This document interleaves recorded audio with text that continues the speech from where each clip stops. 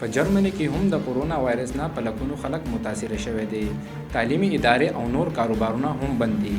تفصیلات اخلو د خپل همکار حیدر علي نه. جی حیدر علي تفصیلات راکړي. جی خوشنودمان صاحب په جرمني کې خو دلته تقریبا 1,03,000 کسان تر اوسه پورې پازیټیو د هغو ریپورټس راغلي دي چې په هغې کې تقریبا 1800 پورې ډیتس دي او دلته خو بس لاک ډاون دی. خو دا چې د ضرورت سامان دپاره خلک وځي راوځي، کارونو نه پکې هم خلک ځي راځي.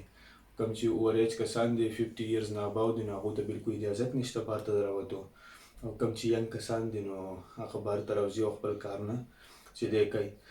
باقي ترانسپورټ هم ښه، بس ټرینونه چلیږي او بسونه هم چلیږي.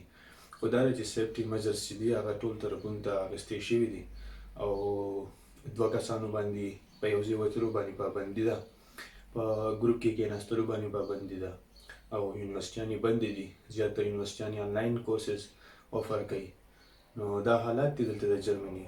جی ډیره مننه حیدر علي د تفصیلات راکولو. د نورو مهمو خبرونو لپاره ګورئ MP نیوز. हमारी वीडियोस को लाइक करें, शेयर करें और YouTube पर सब्सक्राइब करके बेल आइकन को प्रेस करें।